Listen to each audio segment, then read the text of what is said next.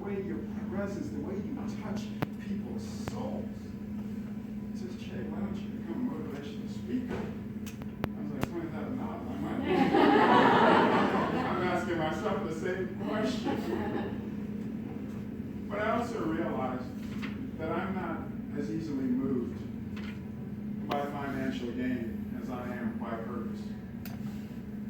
And before I tell you to do something or ask you to do anything, I'm going to first ask myself this question: who does this benefit? Will what I say benefit your life? Will it challenge you to be a better person?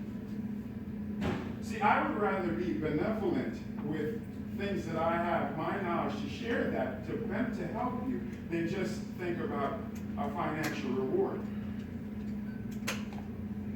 And furthermore, this is not a knock on Les Brown or any other motivational speaker, but one of the things I've also realized is too often the prize is in the medicine and not in the cure. Meaning that if I can get you to bring me back a second time and a third time and a fourth time, and I can start to occur fuse, and I don't give you everything that you need that first time, but I give you a little bit more, and a little just to string you along so that you need me. But I'm not that guy. So I don't want to give you a motivational speech. I don't want to give you a series of buzzwords, things that will pump you up for the moment. Something that will get you through the day. I would rather give you something that I think will benefit your life.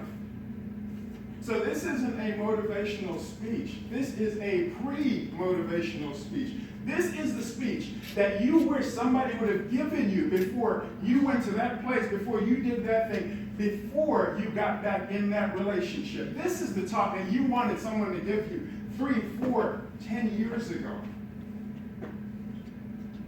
This is a pre-motivational speech. I think one of the things that we have a hard time thinking about is what we do today, the choices that we make today in 2016. And ultimately, when we look back on this day, when we look back on this moment, you will say, man, I am so glad that in 2016 I made that choice. Or you probably will look back on 2016 and say, wow, what the heck was I thinking?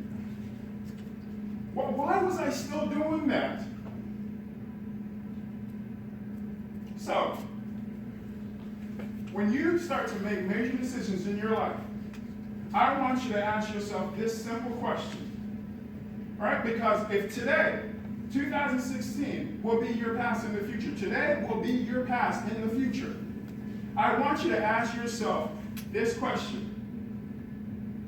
Based on my past experiences, my current circumstances, and my future hopes and dreams, what is the wise thing to do?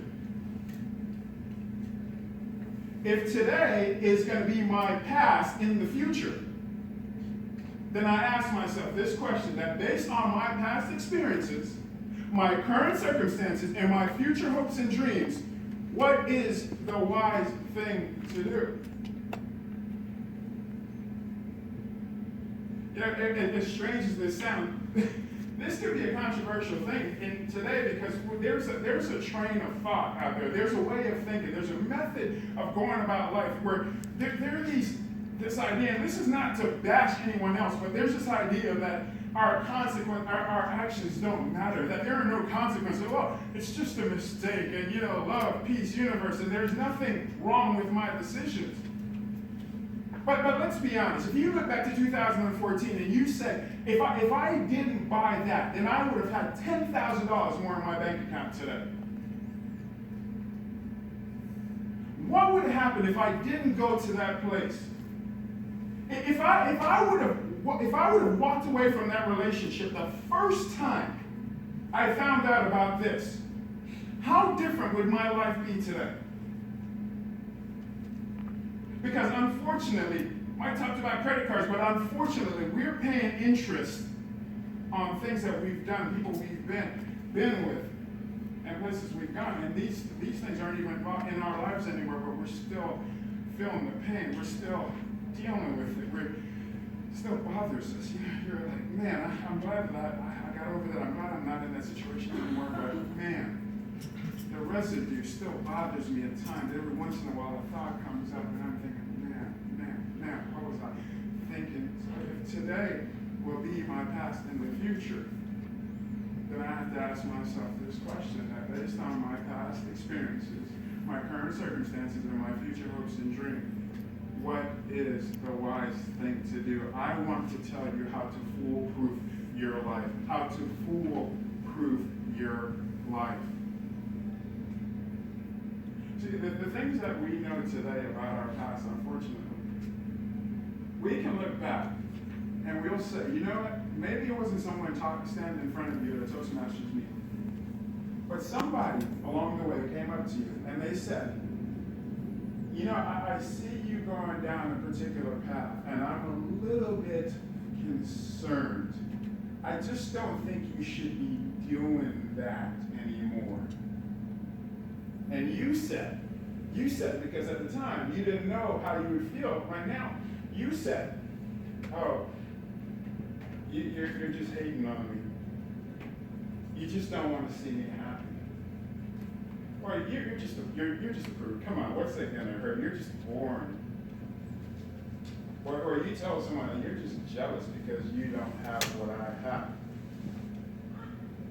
And today you look back and you say, wow, if I wouldn't have gone to that place, done that thing, stayed with that person, I probably would have been in a different place emotionally, physically today.